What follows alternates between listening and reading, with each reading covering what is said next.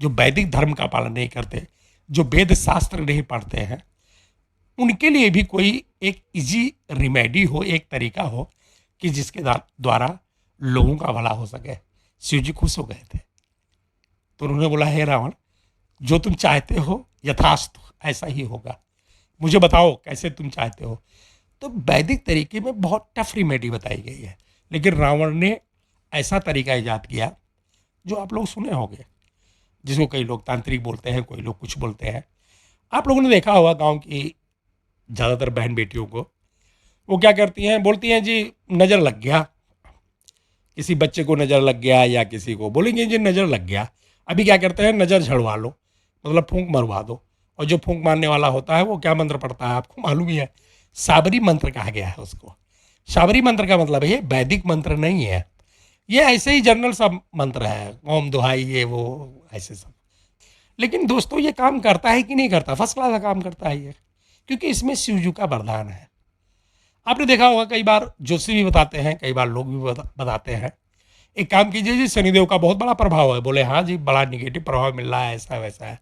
बोले एक काम करो, 1 किलो दाल लो, एक चाकू लो, एक नींबू काटो और रात को 12 बजे जाकर के वहाँ रख आना, आपका काम हो जाएगा। तो क्या उससे फ़ायदा होता है? हाँ बिल्कुल फ़ायदा होता है, क्योंकि वो रावण की रिमेडी थे, वो रावण का उपाय था। बड़ा इजी तरीके से उसने पेश कर दिया, मतलब ज्योतिष की इतिहास जो था, जो हिस्ट्री था, उसको बदल दिया था रावण ने। लंका के जितने असुर थे ये सब रिमेडी करने लग गए और बड़ा अच्छा इनको लाभ मिलता था। आपने देखा होगा ना, कई बार आपने सुना होगा, बोले भाई इनको नज़र लग गई, बोले क्या करें, बोला मिर्ची लो और मिर्ची को इनके ऊपर किनारे किनारे करके आग में भूज दो, नज़र खत्म हो जाएगी। किसी वेद में आपको लिखा हुआ नहीं मिलेगा, किसी शास्त्र में ये रिमेडी लिखी हुई नहीं मिलेगी, ये आपको रावण संहिता में मिलेगी, ये आपको काली किताब में मिलेगी और बड़ी अच्छी तरह से ये काम करती है। अब आप बोलोगे मुझे कैसे पता, भैया मैंने ये सब पढ़ा है। ऐसे ही एक आध रेमेडी रावण की और भी है जो आजकल भी प्रचलन में है। किसी लड़की की शादी नहीं हो रही है, लेकिन किसी लड़की की शादी नहीं हो रही है, असुरी प्रवृत्ति में भी उसका बहुत अच्छा समाधान है और मुश्किल से 15 मिनट का। और आप यकीन मानिए 15 दिन 1 महीना भी नहीं बीतेगा और लड़की की शादी हो जाएगी। मतलब क्या रिमेडी प्राप्त किया है रावण ने।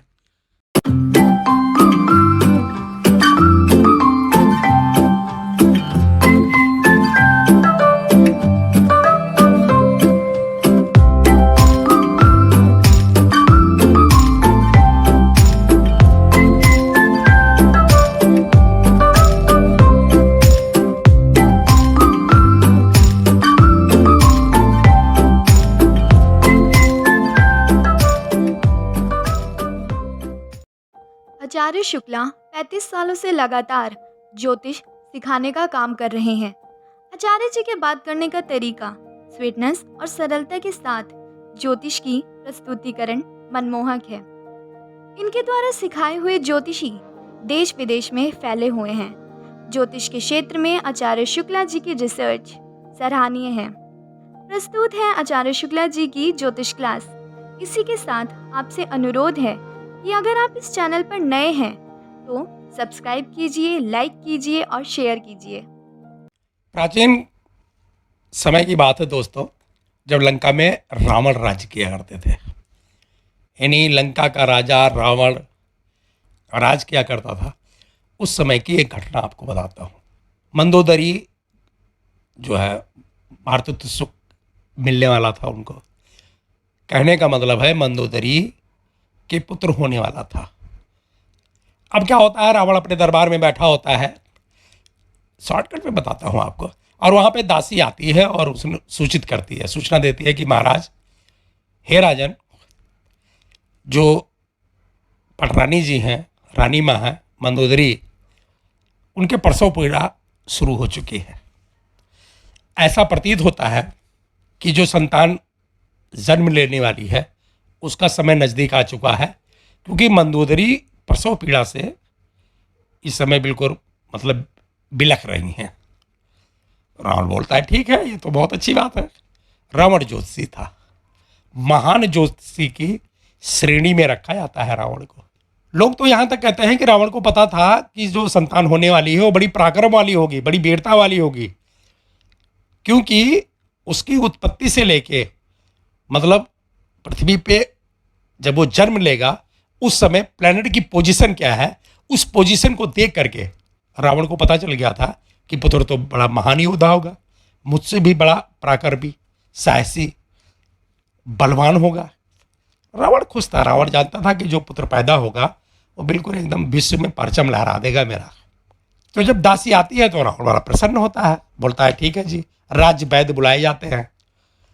महिलाएं जो उस समय की दाई थी, जो मातृत्व मतलब जब किसी के संतान होती थी तो वहाँ पे अपना एक प्रकार से नर्स बोल लो आप, प्राचीन भाषा में इनको, और आज भी दाई कहा जाता है। आप अभी भी देखते होंगे गांव में जब भी कोई महिला मातृत्व सुख यानी डिलीवरी का टाइम आता है तो उसको दाई ही लेकर के जाती है। पहले कोशिश करती है कोई नॉर्मल डिलीवरी की, अगर बाय दफ़ा डिलीवरी ना हो तो दाई हमेशा साथ रहती है, क्योंकि उसको ज्ञान होता है कि इस समय मातृत्व सुख जब तक मिल नहीं जाता है तब तक रख रखाव कैसा करना है। तो रावण आदेश देता है, राजवैद्य को भी बुलाता है और बोलता है भाई जाओ, और पूरा मतलब शोरगुल हो जाता है पूरे लंका में। बधाइयाँ मिलने लगती हैं कि भाई रावण के यहाँ कोई नया आने वाला है। अब रावण सोचता है कि प्रसव पीड़ा शुरू हो चुकी है तो संतान की उत्पत्ति जो होगी बहुत जल्द होने वाली है। रावण के दिमाग में आता है कि एक काम करता हूँ कि कुंडली बनाता हूँ कि जो बच्चा पैदा होने वाला है, जनरल भाषा में आपको समझाता हूँ, नहीं मज़ा अधूरा रह जाएगा, सर के ऊपर निकल जाएगा, फिर मज़ा नहीं आएगा। तो रावण ने सोचा कि देखता हूँ कि ये कुंडली कैसे बनेगी। मतलब उसने टाइम निकाला कि अभी प्रसव पीड़ा शुरू हुई है, 2-1 घंटे में, थोड़ी देर में बच्चा हो जाएगा। तो वो बच्चे की कुंडली कैसे बनेगी, उस कुंडली से क्या निकलता है कि जीवन में क्या फल मिलेगा, तो उसको पहले ही प्रोडक्शन कर लेता हूँ, पहले ही उसकी विवेचना कर लेता हूँ।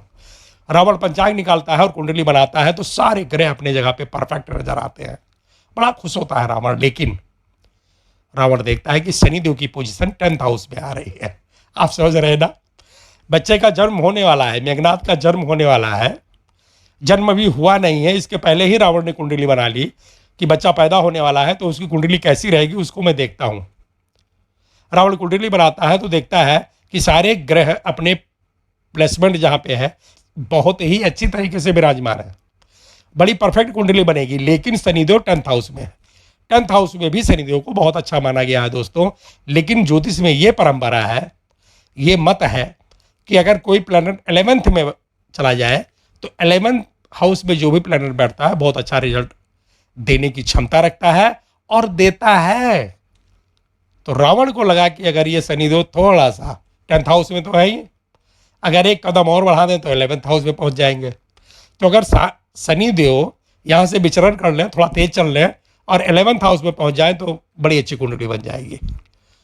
तो अब हमारे और मतलब आप लोगों की तरह तो है नहीं कि अब क्या करें जी, अब बच्चा पैदा होने वाला है, ग्रह तो यही रहेगा। भाई घंटे 2 घंटे आप डॉक्टर से कह के इधर उधर कर सकते हैं, लेकिन अब शनिदेव को तो 11th हाउस जाने में बहुत टाइम था। लेकिन आप लोगों को बताया हुआ है कि रावण महान योद्धा था, सारे ब्रह्मांड के प्लैनेट को उसने जीत रखा था।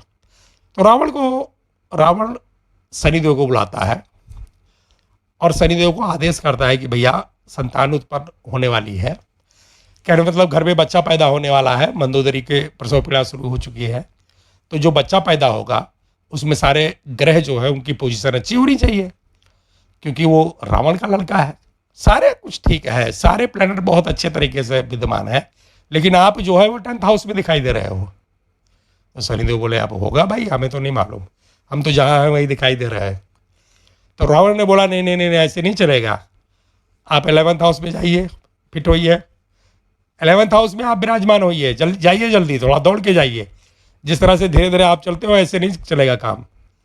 आदेश दिया रावण ने।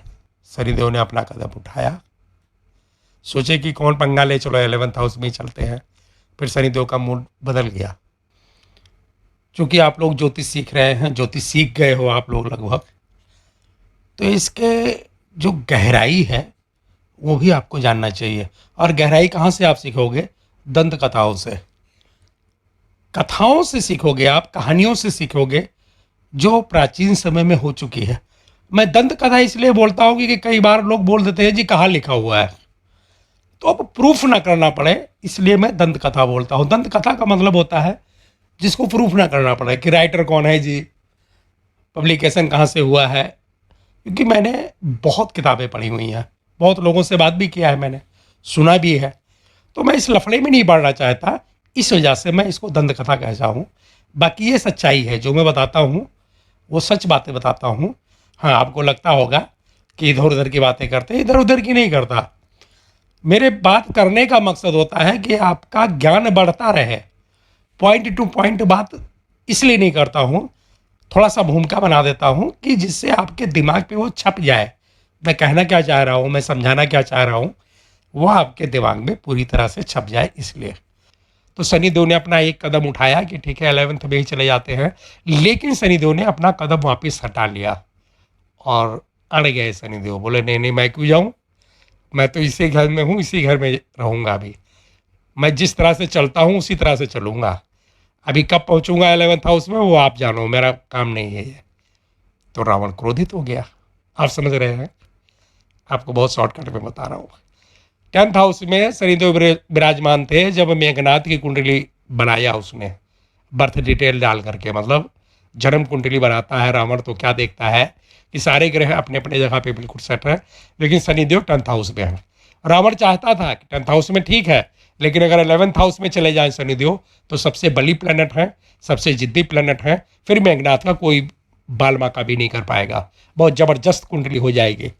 रावण शनिदेव को बुलाता है, आदेश देता है और बोलता है कि आप 11th हाउस में जाइए इस समय पे, और मेघनाथ की कुंडली भी आप 10th हाउस में विराजमान हो, 10th हाउस में दिखाई दे रहे हो। शनिदेव पहले कदम बढ़ाते हैं और उसके बाद में कदम खींच लेते हैं वापस और मना कर देते हैं, बोलते हैं नहीं नहीं नहीं, मैं तो इसी घर में ठीक हूँ, मैं क्यों जाऊँ, मैं तुम्हारा कहा क्यों मानूँ, मैं तो खुद ही कर्म का और न्याय का जो है एक प्रकार से कारक हूँ, दंड देने वाला हूँ। आप मुझे कैसे आदेश दे सकते हैं, मेरी अपनी चाल है, जैसे मैं चलता हूँ ऐसे चलूँगा। अब तुम्हारे कहने से मैं दौड़ूंगा थोड़े, तुम्हारे कहने से मैं ये थोड़े कि तुमने बताया कि उस घर में चले जाओ तो उस घर में चला जाऊँगा। तो रावण क्रोधित हो गया दोस्तों। रावण बोला नहीं, ये गलत है, आपको मानना ही पड़ेगा, मतलब आपको 11th हाउस में जाना ही पड़ेगा। शनिदेव ने मना कर दिया, बोला नहीं जी, मैं अपना करेक्टर नहीं बदलूंगा, मतलब मेरा जो नेचर है वो नेचर नहीं बदलूंगा, मेरा नेचर ऐसे ही रहेगा। तो रावण ने धमकाया कि ये कर दूंगा वो कर दूंगा। शनिदेव बोले जो करना है कर लो, लेकिन मैं जिस चाल से चलता हूँ उसी चाल से चलूंगा। 2.5 साल लगेंगे आगे जाने में दूसरे उस हाउस में, तो वेट कर लीजिए आप। रावण क्रोधित हो जाता है दोस्तों। रावण अपने दरबारियों को आदेश देता है कि शनिदेव के एक प्रकार से हाथ पैर बांधो और इनको कहीं कारागार में डाल दो। दरबारी इकट्ठे होते हैं, हथकड़ी बेड़ी शनिदेव के एक प्रकार से लग जाती है। इनको लेके जब कारागार में चलते हैं दोस्तों, तो वहां पे रावण के कुछ विद्वान मंत्री भी थे जिनको ज्योतिष का, जप तप का, मतलब हर चीज का बड़ा गहराई से ज्ञान था। इसलिए जो आप लोगों से कहता हूं कि आप लोग ज्योतिष सीखे हो, लेकिन थोड़ा सा गहराई से सीखो, क्योंकि कई बार ऐसा फंसोगे, मतलब जब भी क्लाइंट आपके सामने आएगा कई बार ऐसी सिचुएशन आ जाती है कि जो कुछ भी आपने सीखा है ना उसमें थोड़ी सी कमी दिखाई पड़ेगी कि अरे ये तो पूछा ही नहीं। इस वजह से मैं कहता हूं कि हर बात को गहराई से सीखते चलो। तो जब शनिदेव के हथकड़ी बेड़ी पड़ जाती है, रावण डलवा देता है हथकड़ी और बोलता है कारागार में डाल दो। जब ये 11th हाउस में यानी जाने के लिए राजी हो जाएंगे तभी इनको छोड़ेंगे, वरना छोड़ेंगे नहीं। तो विद्वान कुछ उसके जो है मंत्री लोग थे, उन्होंने सलाह दिया कि हे राजन, ऐसा माना गया है कि शनि देव की दृष्टि बहुत खराब है, इनकी उर्क दृष्टि है, मतलब ये जहाँ पे देखते हैं वो बड़ा गलत हो जाता है। ये कहने का मतलब ये अपने आँखों के द्वारा, अपने दृष्टि के द्वारा ही ब्रह्मांड को तहस नहस करने की क्षमता रखते हैं। शनि देव की दृष्टि बहुत भारी होती है। कहने का मतलब शनि देव जो देखते हैं ना, इनकी जो दृष्टि है वो बहुत ही घातक मानी गई है। तो अगर आप इनको बंदी गृह में डाल देंगे तो ये कभी भी जो है अपनी उर्ग दृष्टि से देखेंगे तो जेल तो तहस नहस हो जाएगी। बंदी गृह जितने हैं, कारागार जितने हैं, काल कोठरी जो है, सब तहस नहस हो जाएगी, इनको रोक नहीं मिलेगा, ये तो चले जाएंगे, आज़ाद हो जाएंगे। तो रावण ने कहा फिर क्या किया जाए? बोले जी ऐसा कुछ करो कि ये देख ना पाए। तो लोगों ने अपना बुद्धि लगाया और शनि देव को हाथ पैर बांध करके, पहले के ज़माने में कुआं होता था दोस्तों, आप लोगों ने पता नहीं देखा है कि नहीं देखा है। कुआं में क्या किया जाता था कि उसमें पानी भरते थे लोग, मतलब है ये जो हैंड पंप होता है, जो नल वगैरह होता है, टूटी वगैरह, मोटर, आजकल तो मोटरें चलती हैं, ये सब नहीं होता था प्राचीन काल में। क्या अभी मेरे बचपना में, हमारे जब हम लोग जब जवान हो रहे थे तब भी कुआं था, ये हैंड पंप वगैरह तो अब आया है। तो कुआं में क्या होता था कि रस्सी होती थी और उससे जो बाल्टी होती थी या कुछ भी होता था उसमें बांध करके कुएं में डालते थे और पानी खींच के बाहर निकालते थे। तो कुएं में इनको हाथ पैर बांध करके उल्टा लटका दिया गया। उल्टा लटकाने का रीजन ये था कि कुएं में ही इनकी दृष्टि रहेगी, ये ऊपर देख ही नहीं पाएंगे।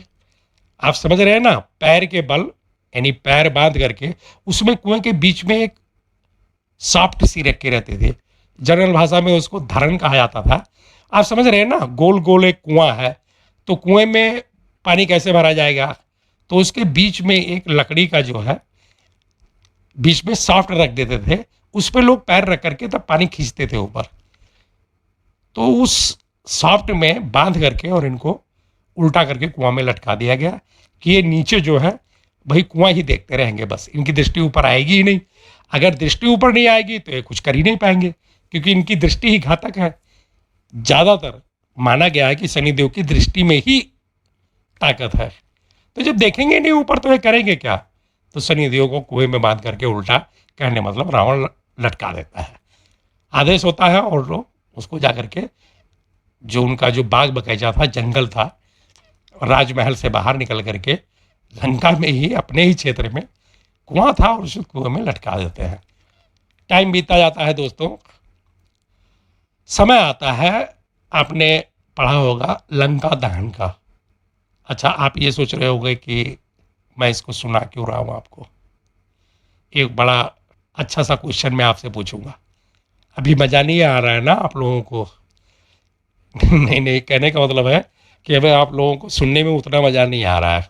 अब मैं आपको साइंटिफिक बातें बताऊंगा। आप लोगों को पता है कि मैं ज्योतिष जो आप लोगों को सिखाता हूँ उसका कुछ ना कुछ वैज्ञानिक तर्क भी होता है, ऐसे केवल हवाबाजी नहीं बताता मैं। एक बात बताइए मुझे, आप लोगों ने सुना होगा कि सोना जो है, गोल्ड, उसको जितना तपाया जाए उतना ही शुद्ध होता है, वो ये कहावत आपने सुनी होगी। तो लंका को माना गया है कि लंका में जितने भी घर मकान थे सारे स्वर्ण के थे, सोने की लंका कहा जाता था। और उसमें जो है तेल वगैरह और कपड़े लत्ते को मिला करके हनुमान जी की पूंछ में वो बांधा गया था। तेल वोल डुबो करके उन लोगों ने पूंछ में आग लगा दी थी।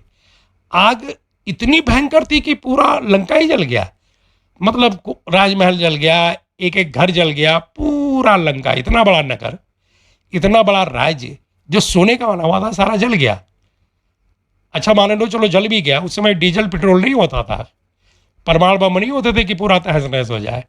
तेल और कपड़े लत्ते से उन्होंने आग लगाई थी, तो कितना रहा होगा? खाद्य तेल से लगाई थी, क्रूड ऑयल नहीं होता था उस समय, इसकी जो है खोज ही नहीं हुई थी। खाद्य तेलों को जला करके उन्होंने लंका में आग लगाई थी, जो हनुमान जी के पूंछ में बांधा था, और उन्होंने कूद कूद के पूरे लंका में आग लगा दी थी। मेरे कहने का मतलब है, चलो आग लग भी गई तो सोने की दीवारें थी, गोल्ड की दीवार थी, गोल्ड की छत थी, गोल्ड की फर्श थी, लंका तो एकदम सोने की थी। तो इतना जला, लंका की सारा सोना राख हो गया। आज आप एक काम कीजिए, 1 किलो गोल्ड लीजिए, आप खूब पिघलाइए उसको, पानी हो जाएगा, वो पानी की तरह बह चलेगा वो, मतलब जहाँ उसको ढाल मिलेगा वहीं पे सोना बह जाएगा, चांदी बह जाएगी। चांदी तो फिर भी थोड़ा बहुत नुकसान हो जाएगा, लेकिन गोल्ड जितना ज़्यादा हीट पड़ेगा उतना शुद्ध हो जाएगा, उसमें जो मिक्स किया हुआ धातु है वो जल जाएगा और गोल्ड एकदम पेवर हो जाएगा भाई साहब। लेकिन लंका में ये कहावत लागू नहीं हुई कि सोना को जितना तपाओ, जितना गर्म करो उतना ही शुद्ध होगा। लंका में क्या होता है कि सोना एकदम राख हो जाता है, जबकि यह संभव है। कैसे राख हुआ था, कभी आपने सोचा? आपने कभी दिमाग लगाया कि सोना पिघल जाता, पानी हो जाता, पानी होकर के समुद्र में बह जाता या कहीं भी बह जाता, लेकिन गोल्ड जो था पूरा, घर थे, मकान थे, छत थी, सब कुछ गोल्ड की थी। पिलर जो होते थे घर में, जो पिलर लगते हैं जिसको आप लोग बिम्ब कहते हो, सब कुछ गोल्ड का था।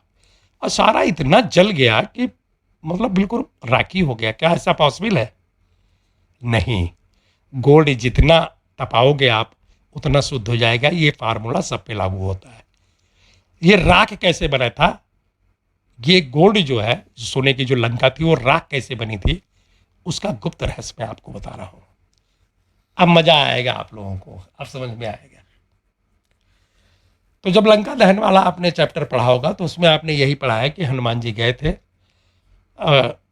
सीता जी की खैर खबर लिया उन्होंने, और उसके बाद में बगीचे में गए और वहाँ पे कुछ खा पी रहे थे। पहले मतलब उनको पकड़ के और जो है रावण के दरबार में लोग हाजिर कर देते हैं। फिर वहाँ मंत्रणा होती है कि क्या दंड दिया जाए। फिर विभीषण आते हैं, वो बोलते हैं जी ये तो दूत है, इनके साथ कुछ अत्याचार नहीं करना चाहिए। फिर लोग सलाह करते हैं कि इनकी पूंछ में आग लगा दिया जाए और पूरे जो है ये पूरी तरह से इनकी पूंछ जल जाएगी। तो बानर है, चूंकि है तो बानर को पूंछ बहुत प्यारी होती है, तो इनके लिए एक सबक मिल जाएगा। लेकिन होता क्या है, लंका वाले सारे जितने भी अपने खाने पीने का सामान था वो लेकर के आते हैं, तेल वगैरह, कपड़ा लत्ते लेकर के आते हैं, पूंछ में लपेटते हैं और आग लगा देते हैं।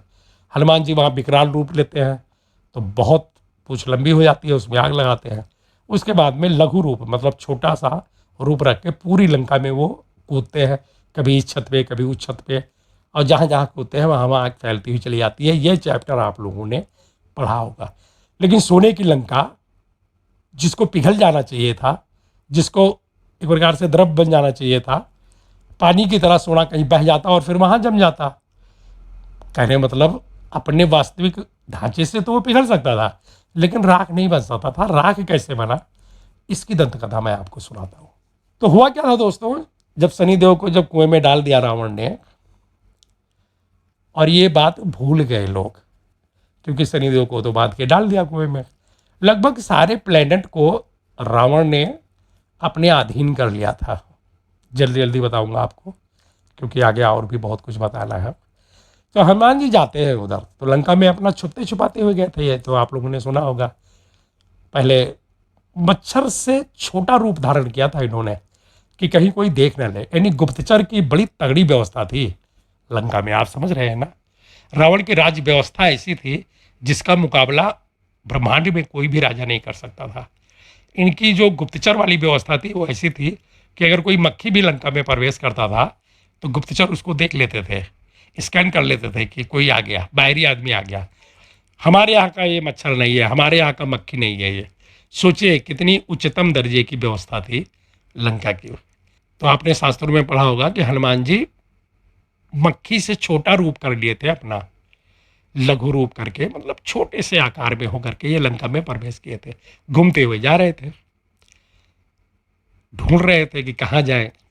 भाई विभीषण तो बाद में मिले ना, माता सीता का तो पता इनको बाद में मिला ना, लेकिन लंका में प्रवेश कर गए थे। तो जंगल के रास्तों से होते हुए जा रहे थे राजमहल की तरफ। तो इन्होंने अपना खूब आराम से जा रहे थे, तो देखा कि एक कुआं है, और उस कुएं में इनको नहीं पता कि शनिदेव हैं इसमें, लेकिन शनिदेव को पता चल गया कि कुएं के पास कोई आ रहा है। और चूंकि ये असुर नहीं है, राक्षस नहीं है, क्योंकि बहुतायत में नहीं थे, कोई अकेला बंदा, अकेला यहाँ से कोई निकल रहा है।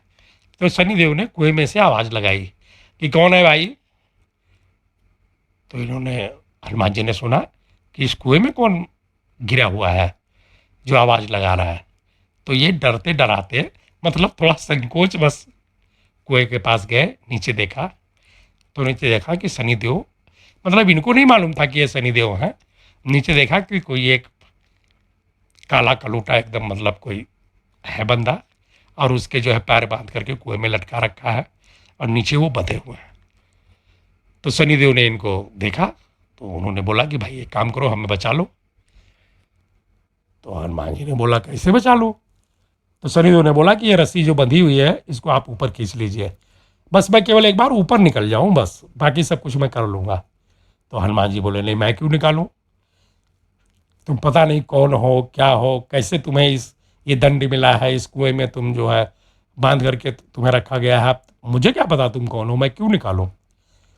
तो सनी देओल ने बोला कि हे वानर राज, आप मुझे नहीं जानते, कोई बात नहीं, लेकिन मैं जिसको देखता हूं उसको एक जन्म नहीं, कई जन्मों के बारे में मैं जान जाता हूं।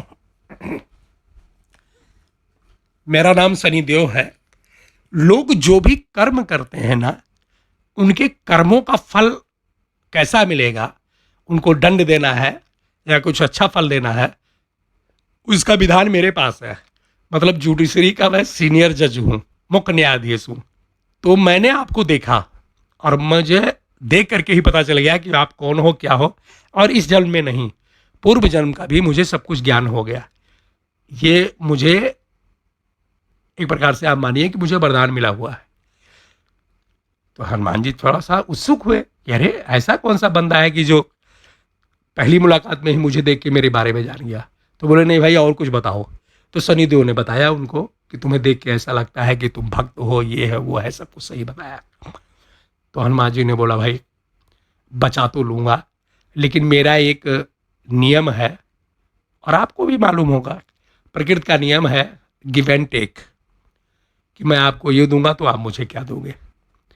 तो मैं तो आपको बचा लूँगा, कितने दिन से यहाँ बंधे पड़े हो। सनी देओल ने बताया कि ऐसे ऐसे। बोले बचा लूँगा, लेकिन मुझे क्या मिलेगा। तो सनी देओल ने कहा कि भाई वो तो बाद में, क्या मिलेगा कैसे मिलेगा इसकी चर्चा बाद में होगी, एक काम करो पहले मुझे यहाँ से बाहर निकालो। तो हनुमान जी वैसे भी उस समय थोड़ा सा संकोच कर रहे थे। उन्होंने बोला नहीं भाई, मैं नहीं निकालूंगा, मैं किसी और काम से जा रहा हूँ, ऐसे ही बहुत ज़्यादा टेंशन में हूँ, बहुत जिम्मेदारी है मेरे ऊपर, माता सीता का पता लगाना है, कहाँ हैं, कैसे हैं, किस अवस्था में है, और ये बीच में तुम्हारे साथ मैं किसी पंगे में नहीं फंसना चाहता। वैसे भी मैं आया हूँ तो मुझे तरह तरह के असुर मिल रहे हैं, कोई परछाई पकड़ के खा रहा है, कोई कुछ बड़ी बाधा उत्पन्न हो रही है, इसलिए मैं अब कोई ऐसा काम नहीं करना चाहता। तो सनी देओल ने बोला कि एक बार बाहर निकालो मुझे, हम थोड़ी देर बात करते हैं, और अगर आपको अच्छा नहीं लगेगा तो फिर से आप लटका देना, आप भी पराक्रमी हो, बलवान हो। और उन्होंने बहुत कुछ उनके मतलब बल को याद दिलाया। तो हनुमान जी ने सोचा हाँ बात तो सही है, अगर ये भी मेरे साथ कुछ मतलब कुछ करेंगे उत्पात तो फिर से लटका दूंगा, जहाँ पे है वहीं पे बेच दूंगा। तो उन्होंने रस्सी पकड़ के सनी देओल को ऊपर खींच लिया, लेकिन खोला नहीं, बिठा दिया ऊपर, कुएं के पास ही बैठ गए सनी देओल। बाहर निकले, वो बहुत समय के बाद बाहर निकले, हनुमान जी भी बैठ गए, दोनों लोगों में बातचीत शुरू हो गई। मैं आपको समझाने के लिए कह रहा हूँ, समझ में आ रहा है ना। अब क्या हुआ, अब हनुमान जी ने पूछा कि भाई आप कौन हो। तो सनी देओल ने बताया कि मैं सनी देओल हूँ। क्या करते हो आप, सारा परिचय होने लग गया। तो सनी देओल ने बताया कि इस ब्रह्मांड में, यानी पृथ्वी पे या हमारा जो भी यूनिवर्स है उसमें, ब्रह्मांड में जो कोई जैसा काम करता है, जैसा कर्म करता है, उसको फल कैसा देना है, इसका निर्धारण मेरे द्वारा ही होता है। न्याय कैसे करना है, इसका जो है निर्धारण मेरे द्वारा ही होता है। तो हनुमान जी बोले यार बहुत बड़ी हस्ती हो आप तो ऐसे कैसे हो गया। तो सनी देओल ने पूरी कहानी बताई कि रावण एक प्रकार से महान योद्धा है, बहुत ही पराक्रमी राजा है, उससे युद्ध करना असंभव है, भगवान शिव का सबसे परम भक्त है, हम लोग भी शिव के भक्त हैं। और एक प्रकार से आप ये मानिए कि शिव को देवताओं की जो श्रेणी है उसमें राष्ट्रपति के प्रेसिडेंट का दर्जा मिला हुआ है, कोई भी उनके खिलाफ नहीं जाता। चूंकि रावण शिव का परम भक्त है, इसलिए मैं चाह के भी कुछ नहीं कर पाया, और थोड़ा सा मेरा नेचर है आलसी वाला, जो होता है होने दो, यही सब वगैरह बताया, अपना बातचीत हुई। हनुमान जी ने एक क्वेश्चन किया दोस्तों, बहुत ही अच्छा क्वेश्चन किया। खैर उन दोनों लोगों की वार्तालाप होती रही। फिर हनुमान जी बोले कि अब मैं जा रहा हूँ आगे माता सीता का पता लगाने के लिए, और तब तक तुम कहीं भाग गए तो सनी देओल ने बोला कि देखिए मैं अपने ज़ुबान का बहुत पक्का हूँ। आप लोगों को मालूम है सनी देओल एक प्रकार से बहुत ही ज़ुबान के पक्के हैं। कार्य करने का जो कर्तव्य पालन है उसमें सनी देओल बहुत ही उच्चतम श्रेणी का व्यवहार रखते हैं। तो हनुमान जी को उन्होंने बोला कि आप जाइए, और मुझे भूख बहुत लगी हुई है, पता नहीं कितने समय से मुझे कुएं में लटका रखा है, कुछ खाने पीने की व्यवस्था कर दीजिए और आप जाइए, मुझे थोड़ा सा आंतरिक बल इकट्ठा करने दीजिए, एकत्रित करने दीजिए, और आपको जब टाइम मिले तो घूम करके आना, फिर मैं यहीं बैठा मिलूंगा आपको। तो हनुमान जी बोले ठीक है भाई। हनुमान जी को भी परख थी, उन्होंने देखा कि ये जो सामने बंदा है तो शक्तिशाली वैसे, और जुबान का भी पक्का लगता है। तो हनुमान जी उनको शनिदेव को छोड़ के चले आए। होता क्या है कि अब जो है विभीषण मिलते हैं, फिर सीता माता का पता मिलता है, फिर ये सब उनको पता लगता है कि ऐसे ऐसे सीता माँ वहाँ पे बैठी हुई हैं, ये हुआ है। अब क्या हुआ कि ये जो है शनिदेव के पास गए, फिर थोड़ी सी दूर पे ही थे, राजमहल के पास में ही, और इन्होंने शनिदेव को बताया क्या, लताड़ा शनिदेव को। बोले भाई आप कैसे कर्मों का फल देते हो? आप तो बोलते हो कि पूरा जग जो है, यानी पूरा ब्रह्मांड जो भी कर्म करती है उसका फल मैं देता हूँ, तो आप कैसा फल देते हो? एक नारी को रावण ने अपहरण किया और ला करके अपने पति से अलग करके और यहाँ बिठाया हुआ है, और आप कुछ करते ही नहीं हो। आप बोलते हो कि जितने भी लोग कर्म करते हैं उसका फल मैं देता हूँ। तो शनिदेव ने बोला हे हनुमान, दोनों आदमियों की बातचीत हो चुकी थी ना, आप समझ रहे हैं ना। बोले हे हनुमान, जो चीज मैंने देखा ही नहीं, और भी हनुमान जी ने बताया था कि जो भी यज्ञ करता है उसका यज्ञ विध्वंस कर देते हैं, साधुओं की हत्या कर देते हैं, खूब मतलब एक नंबर वाला अत्याचार किया हुआ है रावण ने, और जो आदमी जैसा कर्म करता है वैसा फल आप देते हो। वो तो इतना बड़ा अत्याचारी है, तो आप क्या कर रहे हो? आप उसको उसके कर्मों का दंड दीजिए। तब शनिदेव ने बोला हे हनुमान जी, मैंने कुछ देखा ही नहीं। रावण ने कितने समय से मुझे कुएं में लटका दिया, मैं तो इतने समय से, इतने सालों से केवल कुआं ही देख रहा हूं, बाकी कुछ देखा ही नहीं मैंने। तो जब मैंने देखा ही नहीं कि उसने क्या कर्म किया या लोगों ने क्या कर्म किया, तो मैं उसका फल कैसे दे सकता हूं? जो चीज मैंने देखा ही नहीं उसमें मैं फैसला कैसे कर सकता हूं? तो अब रावण ने क्या किया है, या फिर किसी मनुष्य ने क्या किया, या ब्रह्मांड में क्या हो रहा है, मुझे मतलब नहीं है। अब मैं बाहर निकला हूं, अब अगर कोई अत्याचार होगा तो मैं उसका दंड दूंगा। तो हनुमान जी बोले भाई ठीक, ये तो ठीक रही, मतलब लोगों के कर्मों का फल देने का अधिकार आपको है, और आपको उसने कुएं में लटका दिया, रावण ने कुएं में लटका दिया। अब खूब अत्याचार किए जा रहा है, आप देख ही नहीं रहे हो। अब जब आप देख ही नहीं रहे हो तो आप दंड ही नहीं दोगे। तो शनिदेव ने बोला हाँ बिल्कुल, जब मैं देखूंगा तभी दंड दूंगा। तो फिर दोनों में वार्तालाप होती है, और फिर जो है उसका निष्कर्ष ये निकलता है। शनिदेव बोलते हैं कि हे हनुमान, आप जाइए और जो कुछ होना है उसको होने दीजिए, आपको कुछ नहीं कर रहा है। मैं यहाँ बैठा हूँ, मैं अपनी दृष्टि से देखता हूँ, और मुझे मौका मिलेगा तो मैं रावण को ऐसा दंड दूंगा कि वो जिंदगी भर याद रखेगा, लाइफ टाइम याद रखेगा। बस मुझे मौका मिलना चाहिए। हनुमान जी भी मायावी थे, शनिदेव भी मायावी हैं, और रावण भी मायावी था। तो अब माया युद्ध शुरू हो गया यहीं से। मैं जो कहना चाह रहा हूँ आप समझ रहे हैं ना। तो जब हनुमान जी के पूंछ में आग लगती है दोस्तों, आप लोग समझ रहे हो ना, ये एक कंडीशन यहाँ और हुई थी, यहाँ कंप्लीट बता देता हूँ फिर आगे बढ़ते हैं हम लोग। तो हनुमान जी ने बोला कि मैं जा रहा हूँ, जो मेरे से हो सकेगा मैं करूँगा। कर्मों का फल तुम कैसा देते हो ये तुम जानो, तुम्हारा काम जाना है, मेरा काम नहीं है। मेरा काम है माता सीता के खैर खबर लेना, उनकी स्थिति को राम तक पहुंचाना, ये मेरा काम है। मैं अपना काम करूंगा, तुम अपना काम करो या मत करो। तो शनिदेव हनुमान जी को रोकते हैं और बोलते हैं हे हनुमान, आपने मेरी मदद किया है, मुझे अंधकूप से बाहर निकाला है, मैं आपको अपना दोस्त मानता हूँ और जिगरी वाला दोस्त मानता हूँ मैं, इसलिए आप जाइए लंका में और जो होता है होने दीजिए। आप बिल्कुल कोई टेंशन, कोई चिंता, कोई कुछ मत करना। मैं आपका दोस्त यानी शनि देव आपके साथ है। मौका मिलेगा तो मैं रावण को ऐसा दंड दूंगा कि उस भुलाने से नहीं भूलेगा। तो हनुमान जी ने बोला ये तो अच्छी बात है। फिर दोनों आदमियों की दोस्ती हो गई। हनुमान जी बोले, जब हनुमान जी को पता चला, हनुमान जी बोले ठीक है, लंका में आते हैं, पूंछ में वो कपड़ा लपेटा जाता है, तेल ओल डाला जाता है, पूरे ये घर पे कूदते हैं। दोस्तों आग लग जाती है, लेकिन इतनी भयंकर आग नहीं थी कि सोना पिघलने के बजाय पानी होकर के बहने के बजाय एकदम राख हो जाए। शनिदेव को मौका मिल जाता है और शनिदेव अपनी दृष्टि खोलते हैं। और दोस्तों, आप लोगों को मालूम है कि शनिदेव की दृष्टि जहाँ पड़ती है वहाँ पे एकदम बिल्कुल भस्म हो जाता है, राख हो जाता है। और पूरी लंका को, क्योंकि रावण ने अत्याचार किया था शनिदेव के साथ में, उनको बांध के कुएं में लटकाया था, तो वो अपना बदला लेते हैं। और उसी आग, जब वो लंका में भयंकर आग लगती है, तो शनिदेव अपनी दृष्टि से पूरी लंका को जला के खाक कर देते हैं। आपको ग्रंथों में, आपको शास्त्रों में लिखा हुआ मिलेगा कि हनुमान जी ने लंका दहन किया था। दोस्तों, हनुमान जी ने आग लगाई थी लंका में, लंका को जलाया था, यहाँ तक तो सही है। लेकिन लंका इतनी बुरी तरह से जली कि सब कुछ राख हो गया, यहाँ तक कि गोल्ड, सोना, जो कि आग में जलता नहीं है, आग में पिघल जाता है और वहां से बह जाता है। लेकिन गोल्ड को भी राख कर दिया था शनिदेव की दृष्टि ने। सब कुछ राख हो गया, कुछ नहीं बचा था। जब गोल्ड नहीं बचा तो और क्या बचेगा। शनिदेव की इतनी भयंकर दृष्टि थी कि पूरी सोने की लंका को उन्होंने राख में बदल दिया। क्रोधित थे, बहुत ज्यादा क्रोध में थे शनिदेव। उनको पता चला कि अरे, इतने सालों तक मुझे कुएं में लटका के रखा, जबकि मेरी कोई गलती ही नहीं थी। मैं तो एक अपने नेचर पे चल रहा था, मैं अपनी चाल चल रहा था।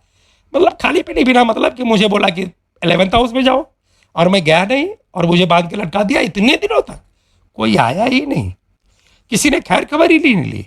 तो उनको क्रोध उत्पन्न हो गया और उन्होंने मौका मिला, जब लंका में आग लगी, वो बैठे देख रहे थे कि ये आग कैसे है। बस उनको मौका मिला और उन्होंने अपनी उग्र दृष्टि से पूरी सोने की लंका को दान कर दिया। लंका जल जाती है। हनुमान जी फिर मिलते हैं शनिदेव को और एक प्रकार से उनके थोड़ा सा उनका रिस्पेक्ट, इज्जत बढ़ जाती है।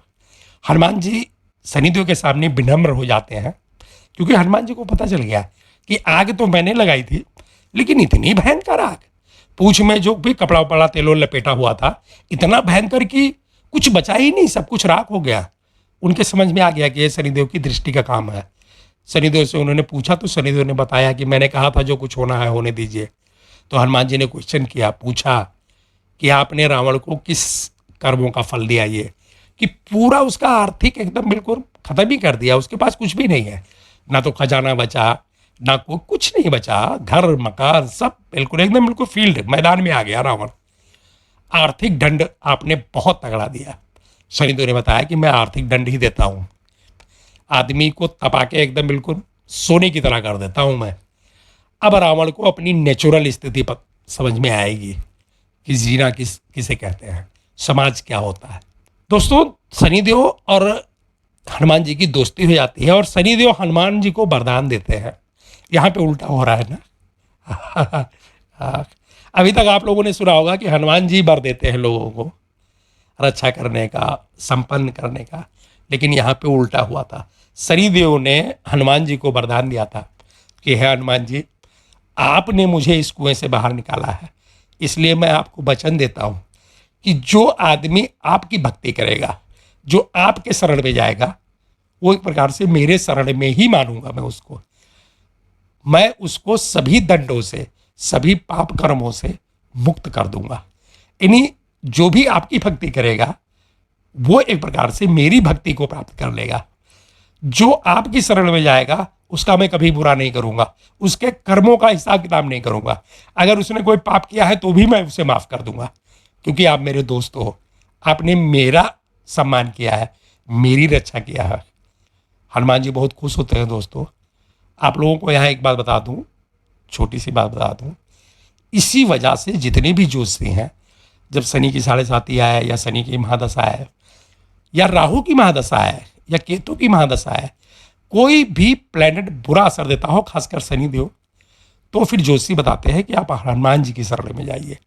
मंगलवार या शनिवार हनुमान जी के दर्शन कीजिए, हनुमान जी की भक्ति कीजिए, इससे आपको बहुत लाभ मिलेगा और लाभ मिलता भी है, क्योंकि शनिदेव का जो निगेटिव वाला इफेक्ट है वो वहाँ खत्म हो जाता है। क्योंकि शनिदेव ने खुद ही बोला हुआ है कि जो हनुमान की भक्ति करेगा उसे मैं माफ़ कर दूंगा। लेकिन हनुमान जी की भक्ति कैसे करनी चाहिए, इसके थोड़े से नियम हैं, वो आपको जान लेना चाहिए। अगर किसी के ऊपर शनिदेव की थोड़ी सी निगेटिव रिजल्ट मिल रहा है तो फिर कई रास्ते हैं। हनुमान जी की भक्ति करो, शिव की भक्ति करो, या फिर और भी रिमेडी है। कुछ रिमेडी ऐसी हैं दोस्तों कि जो वैदिक तरीके से अलग हटके बनाई गई हैं। क्लास थोड़ी सी लंबी हो रही है, आप लोग बीच में पानी वानी पी लीजिएगा। जब ब्रेक करना हो 5 मिनट का ब्रेक कर देंगे, फिर शुरू कर देंगे, है ना। तो कहने का मतलब है कि कुछ ज्योतिष, जो वैदिक ज्योतिष है, ये तो पराशर जी ने बनाई, ऋषि मुनियों ने इसमें संशोधन किया और बड़ा अच्छा रिजल्ट मिलता है। लेकिन एक और ज्योतिष है दोस्तों, जो ज़्यादातर 90% लोग यूज करते हैं। वो ज्योतिष किसने बनाया आपको मालूम है? वो रावण ने बनाया था। बहुत कम लोग बोलेंगे। रावण एक महान ज्योतिषी था। तो रावण ने ज्योतिष को बड़ा इजी कर दिया, बहुत ही सरल तरीके से उसने ज्योतिष को बनाया।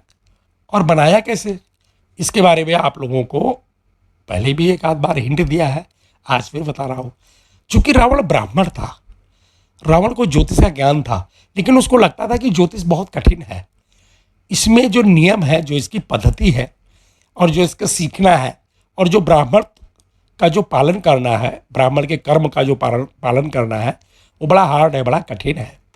ये सबसे तो हो जाएगा, लेकिन उसी से हो पाता है जो वास्तव में ब्राह्मण है या जिनकी कॉन्फिडेंस लेवल बहुत अच्छा है। लेकिन जो असुर होते हैं ना, जो राक्षस होते हैं, उनके बस की ये नहीं है। और रावण के लंका में टोटल पूरी तरह से मतलब फुल असुरों का निवास था। असुर लोग क्या करते थे? मार काट, लड़ाई झगड़ा, मांस मदिरा का सेवन, यही सब करते थे। और ज्योतिष में ये अलाउड नहीं है। तो रावण ने देखा कि इन लोगों का कैसे, भाई क्या करें इनके लिए।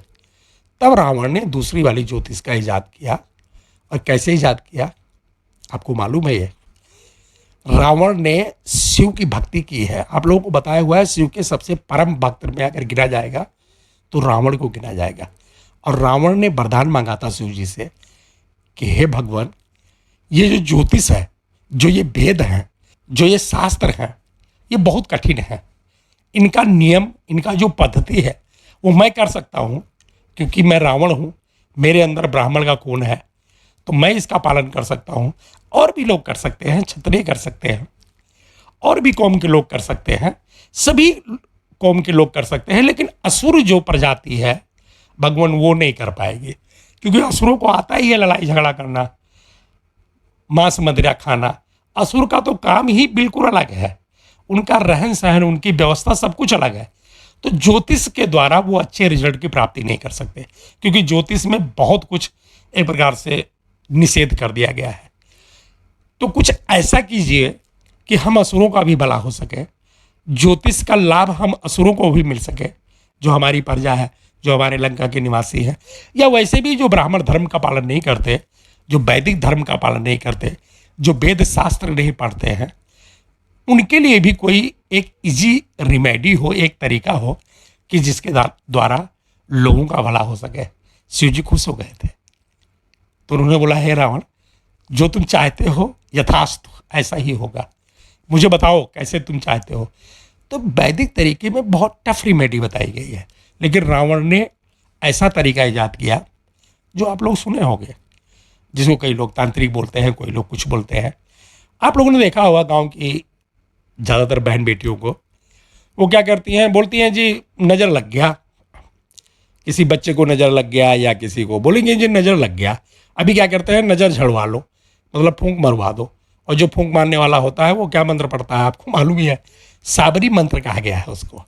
साबरी मंत्र का मतलब है वैदिक मंत्र नहीं है, ये ऐसे ही जनरल सब मंत्र है, ओम दुहाई, ये वो ऐसे सब मंत्र नहीं बोलूँगा। लेकिन दोस्तों ये काम करता है कि नहीं करता? फर्स्ट क्लास काम करता है ये, क्योंकि इसमें शिव जी का वरदान है। आपने देखा होगा कई बार ज्योतिषी भी बताते हैं, कई बार लोग भी बताते हैं, एक काम कीजिए जी, शनिदेव का बहुत बड़ा प्रभाव है। बोले हाँ जी, बड़ा निगेटिव प्रभाव मिल रहा है, ऐसा वैसा है।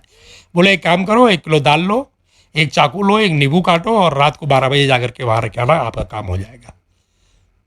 तो क्या उससे फ़ायदा होता है? हाँ बिल्कुल फ़ायदा होता है, क्योंकि वो रावण की रिमेडी थे, वो रावण का उपाय था।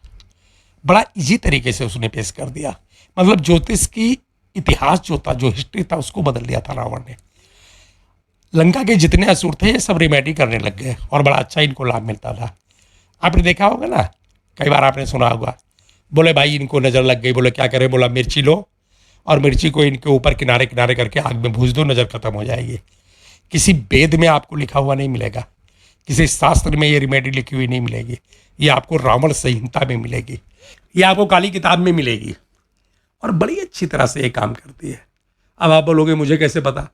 भैया मैंने ये सब पढ़ा है। जोशी लोग बताते हैं, हालांकि क्षणिक रिजल्ट मिलता है लेकिन मिलता है।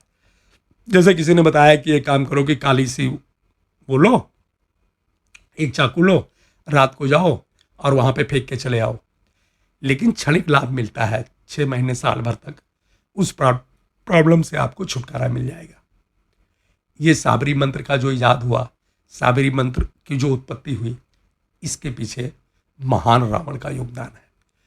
इतनी इजी कर दिया ज्योतिष को, इतनी मतलब सरल तरीके से कर दिया उसने, रावण ने, कि प्रोडक्शन भी बहुत सही किया उसने।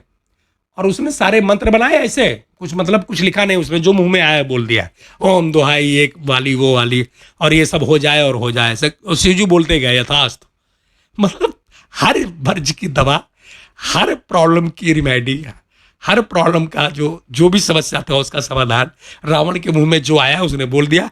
ऐसा बोला कि जो राक्षस भी बोल सकें, जो असुर भी बोल सकें। और आप लोग देखोगे कि 2 तरीके से रिमेडी की जाती है, एक वैदिक तरीका और दूसरा ये साबरी मंत्र वाला। और साबरी मंत्र वाला दोस्तों इतना अच्छा है, इसमें न नहाने की ज़रूरत है, न धोने की ज़रूरत है, कपड़े आपके गंदे हैं तो भी कोई बात नहीं, मतलब कैसे भी आप कहीं भी बैठे हुए हो और आप मंत्र का उच्चारण करो और पूरा लाभ मिलेगा। इसमें रावण का योगदान है।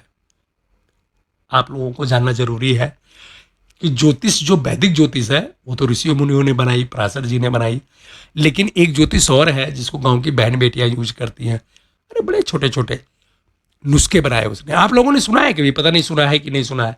बोले जी रात को बड़ा भयंकर सपना आता है और सपने में बहुत डर लगता है।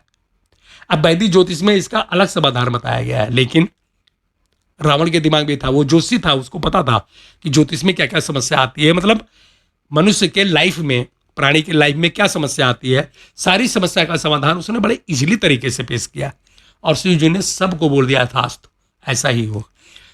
तो इसके लिए आप लोगों ने सुना होगा कि जो लोग ज़्यादा डरते हैं, लोग क्या बोलते हैं कि भाई चाकू रख लो सिरहाने पे, मतलब कोई भी लोहे का सामान रख लो और आपको जो भयंकर सपने आते हैं वो सपने आने बंद हो जाएंगे। तो क्या सिरहाने पे, जैसे कई बार लोग रखते हैं ना, छोटा मोटा चक्कू रख लिए, कुछ भी रख लिए, तकिए के नीचे रखा और सो गए, और सुबह उठते हैं बोलते भाई बड़ा अच्छा रिजल्ट मिला। अरे उन्होंने बता दिया था, इतना अच्छा रिजल्ट मिला, आज रात को बड़े चैन से सोया हूँ मैं, कोई भी डरने वाला सपना नहीं आया। तो क्या ऐसा सच है? हाँ बिल्कुल सच है, क्योंकि ये रावण का योगदान है। ये जो रिमेडी है कि सिरहाने के नीचे कोई छोटा सा चक्कू रख लो, रात को भयानक सपना नहीं आएगा, रावण ने बनाया था, उस शिव जी का वरदान है, बहुत अच्छी तरह से काम करती है। ऐसे ही एक आध रेमेडी रावण की और भी है जो आजकल भी प्रचलन में है। किसी लड़की की शादी नहीं हो रही है, अभी जोशी के पास आप जाओगे, हमारे पास या किसी के पास, तो उसकी वो वैदिक तरीके से रेमेडी बताएगा। लेकिन किसी लड़की की शादी नहीं हो रही है, असुरी प्रवृत्ति में भी उसका बहुत अच्छा समाधान है, और मुश्किल से 15 मिनट का। और आप यकीन मानिए 15 दिन, 1 महीना भी नहीं बीतेगा और लड़की की शादी हो जाएगी। मतलब क्या रिमेडी प्राप्त किया है रावण ने। ज्योतिष के क्षेत्र में रावण को याद ही करना चाहिए, क्योंकि उसने ज्योतिष को बहुत ज्यादा सरल कर दिया था।